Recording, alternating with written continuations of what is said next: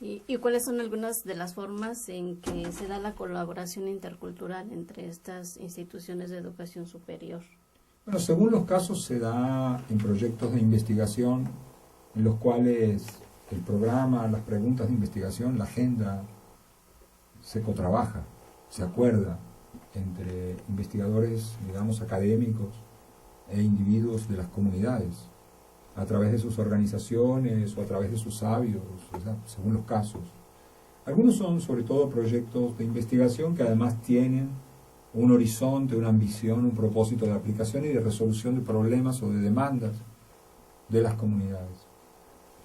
En esto hay una experiencia muy amplia, muy amplia, muy diversa, no solo desde colegas que provienen de la antropología y la sociología, sino muy notablemente de colegas de las escuelas de medicina y de odontología.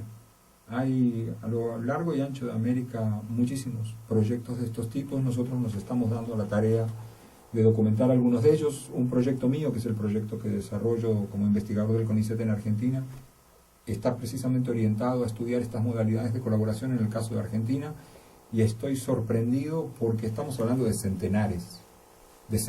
Lo que pasa es que son proyectos de pequeños equipos, no son que además lo interesante es que son proyectos de pequeños equipos, y cuando yo hago una pregunta que es parte de mi cuestionario de investigación y pregunto qué problemas de comunicación intercultural se presentan, una pregunta yo no la hago tanto por ingenuidad, pero me sorprende la facilidad con que la respuesta aparece. Los problemas de comunicación intercultural que tenemos no son con las comunidades, son con la institucionalidad académica, son con cómo hacemos para que la institucionalidad académica entiendan que no estamos llevando a los estudiantes a pasear cuando los llevamos al campo, que los estudiantes van a aprender, y que de hecho además cuando luego recoges evaluaciones de los estudiantes resulta que están aprendiendo, de manera que no es sorprendente, en campo lo que no aprenderían nunca en un aula. Y no estamos hablando de un antropólogo o de un estudiante de antropología, estamos hablando de un estudiante de medicina o de un estudiante de ciencias políticas o de derecho. Entonces, bueno, hay muchas en esta modalidad. Hay menos en modalidades de formación. Decía antes que en Colombia hay algunas experiencias interesantes, y también en Perú, de modalidades de formación, de titulación, que se dan por alianza. Y hay otras que son directamente, pues, simplemente experiencias de vinculación, donde la universidad, pues sí, lleva su saber, y hay saberes de la llamada ciencia occidental moderna, pues, cuya utilidad no podemos negar, cuyo valor no podemos negar, pues la penicilina nos ha venido sirviendo, por hablar de uno de los inventos más interesantes para el caso. Creo que lamentablemente la física ha alimentado algunos inventos en el terreno de la balística y el desarrollo de armas que no son tan felices. La ciencia, cuando no tiene una reflexión ético-política por detrás, puede llevar a desarrollar cosas tan indeseables como la bomba atómica o algunas ametralladoras y otras cosas, ¿no? Entonces no es que la ciencia es todo bien.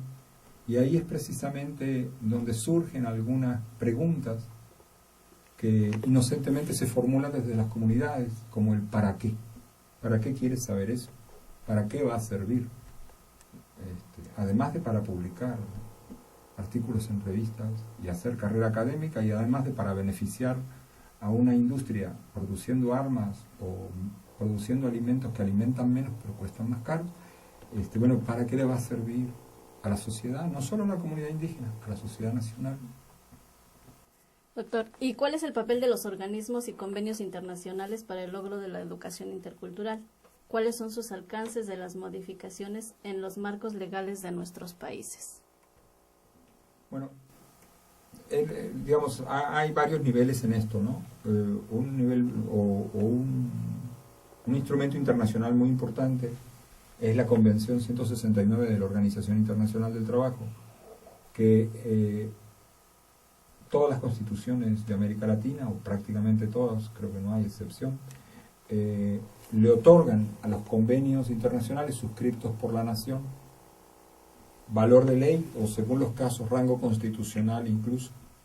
Entonces, todo país que suscriba el convenio 169 se está comprometiendo, al menos formalmente, a dar cumplimiento a lo que éste prescribe. Y prescribe en términos de pueblos indígenas una serie de principios muy importantes que tienen que ver no solo con la educación superior, sino en general con la educación, entre otros temas, pero para atenernos a esto.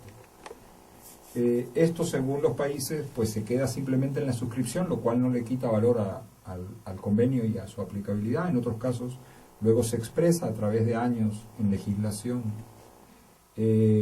No es el único instrumento internacional, pero es tal vez el más importante en este terreno. Hay otros. Nosotros en el proyecto pues hemos documentado ampliamente esto. Después tal vez podemos hacer referencia al sitio web para que los seguidores de vuestra página web o de este programa puedan acceder. Y hay un estudio detenido para 10 países. Pero el caso es que las constituciones de los países latinoamericanos, a través de las reformas que se dan del 88 para acá, con la brasilera, que creo que fue la primera de las que se reformaron, no estoy tan seguro, pero si no fue la primera, fue la segunda, y se han reformado muchas en los últimos años, prácticamente todas, y se han puesto a tono con el convenio 169 y con otros instrumentos internacionales. Son unos textos maravillosos. Yo creo que si viviera en cualquier parte del mundo, desearía vivir en América Latina después de leer cualquier constitución, y después de leer las leyes, pues diría, ¿de qué se quejan los indígenas, los afrodescendientes, las mujeres y tanta gente que se queja si acá hay un marco legal increíble? Pues que lo increíble es el marco legal, pero lamentablemente no se aplica, o no se aplica en la manera en que debería aplicarse, se aplica escasamente.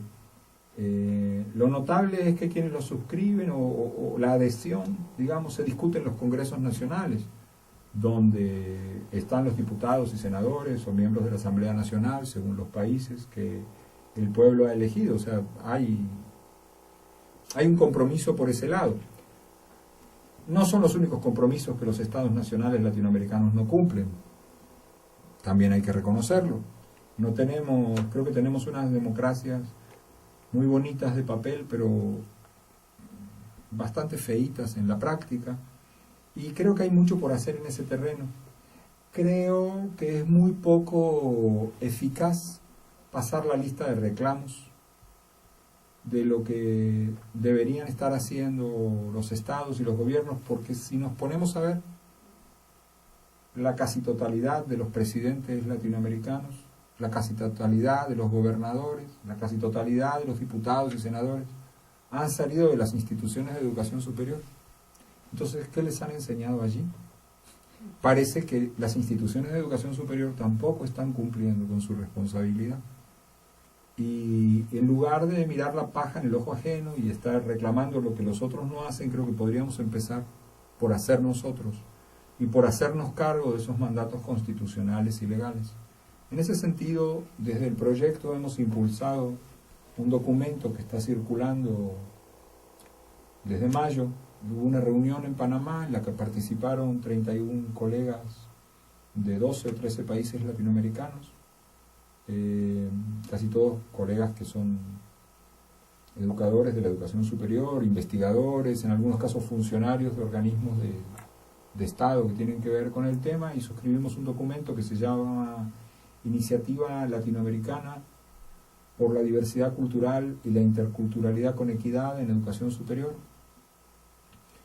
que de mayo a esta parte está recibiendo adhesiones de numerosos colegas a lo largo y ancho de América Latina, y que además de manera muy significativa en junio recibió la adhesión del Parlatino, del Parlamento Latinoamericano, que se comprometió a apoyar esta iniciativa. El texto de la iniciativa está también en el sitio web del proyecto. Si me permites un comercial. El sitio web del proyecto forma parte del sitio web de UNESCO y ESALC, desde donde es un proyecto de UNESCO y ESALC.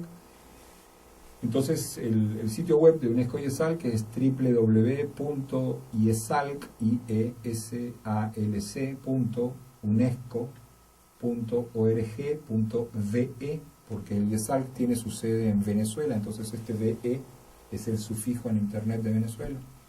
Y dentro del sitio web, del lado izquierdo, en la columna izquierda, ahí está el lugar del proyecto Diversidad Cultural e Interculturalidad en Educación Superior, y dentro del proyecto o dentro de la subpágina web, digamos, del proyecto, además de que están disponibles para ser leídos en línea o bajados los 4 libros que ya produjo el proyecto en estos años, está el texto de la iniciativa.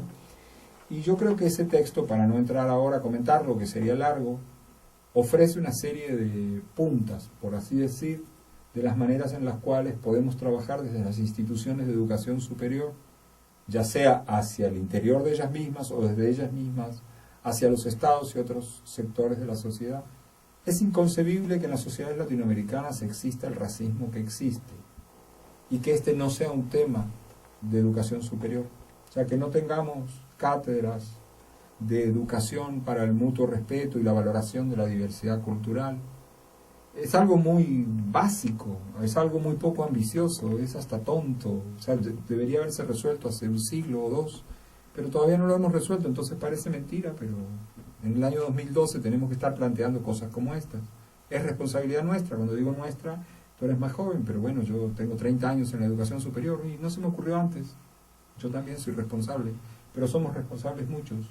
Y es hora de hacer algo en eso. No es de lo único que habla la iniciativa, habla de propuestas concretas de incorporación de los saberes y lenguas de los pueblos indígenas y afrodescendientes, habla de la necesidad de hacer lugar en estas universidades o en estas instituciones para estudiantes y docentes provenientes de estos pueblos, habla de cosas, creo, de una serie de ideas muy interesantes que invito a vuestros, no sé muy bien si son videntes o a vuestros internautas, a consultar.